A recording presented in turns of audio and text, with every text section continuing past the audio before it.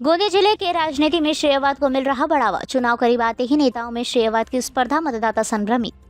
महाराष्ट्र की सरकार हो या फिर केंद्र की सरकार हो, जब जब वहां कोई योजना लागू करती है या सामाजिक प्रश्नों का सरकार निराकरण करती है, तब नेताओं में श्रेयवाद की रेस शुरू हो जाती है। ऐसा प्रतीत होता है कि नेताओं ने ही यह कार्य किया है और जनता और मतदाताओं में यह संभ्रम चलते रहता है। हाल ही में जनता के विधायक कहे जाने वाले विधायक विनोद अग्रवाल ने बजट के पूर्व एक प्रेस नोट जारी किया, जिसमें उन्होंने राज्य सरकार से मध्य प्रदेश में चल रही मुख्यमंत्री लाडली बहना योजना महाराष्ट्र में भी शुरू की जाए, ऐसी मांग की थी, जिसमें सरकार ने सकारात्मकता दिखाते हुए अंतिम बजट में घोषणा भी कर दी, जिसके लिए विधायक विनोद अग्रवाल ने सरकार का आभार भी माना। अनेक समाचार पत्रों में विधायक विनोद अग्रवाल के प्रति समाचार भी प्रकाशित हुए, जिसमें कहा गया कि विधायक विनोद अग्रवाल की सरकार सुनती है, लेकिन उसी योजना के श्रेयवाद में पूर्व विधायक गोपाल दास अग्रवाल ने भी जनता को यह बताना शुरू कर दिया कि यह योजना पहले ही शुरू की जाने वाली थी और यह अभी घोषणा की गई। साथ ही घोषणा होने के बाद विधायक विनोद अग्रवाल ने लाडली बहना योजना के दस्तावेज कम और आयु सीमा को बढ़ाने के लिए महाराष्ट्र सदन में मांग रखी।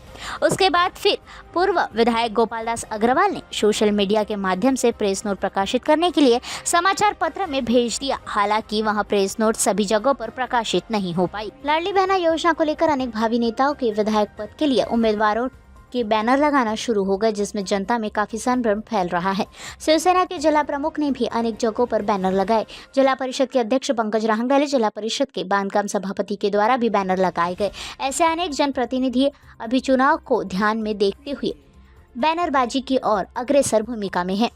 गौरतलब है कि किसी भी योजना को लेकर या जटिल समस्या विकास कार्यों को लेकर गोंदिया में श्रेय लेने की श्रेणी में नेता शामिल हो जाते हैं। विगत अनेक दिनों से किसानों के खाते में रबी धान की फसल का भुगतान नहीं हुआ था। हाल ही में सरकार ने रबी धान के भुगतान के लिए राशि जाहिर की और फिर से नेताओं के द्वारा फिर से बैनर लगाना सोशल मीडिया में श्रेयवाद की राजनीति छिड़ गई है। पूर्व सांसद ने 2 दिन पूर्व ही इस विषय को लेकर प्रेस नोट जारी कर दिया कि हमारे प्रयत्नों से सरकार ने यह कदम उठाया है। दूसरी तरफ राष्ट्रवादी के नेता तथा विधायक का मानना है कि पूर्व केंद्रीय मंत्री और राष्ट्रवादी के नेता प्रफुल्ल पटेल ने यह कार्य किया है।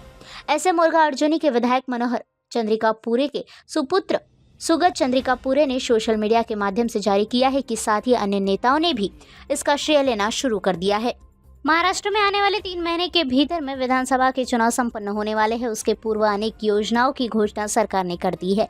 योजनाओं को लेकर नागरिकों में भ्रम फैला हुआ है कि योजना का लाभ लेने के लिए सेतु केंद्र में महिलाओं की भीड़ देखने मिल रही है, मगर देखना यह होगा कि सरकार को इसका फायदा क्या महाराष्ट्र की महायुति सरकार को होगा।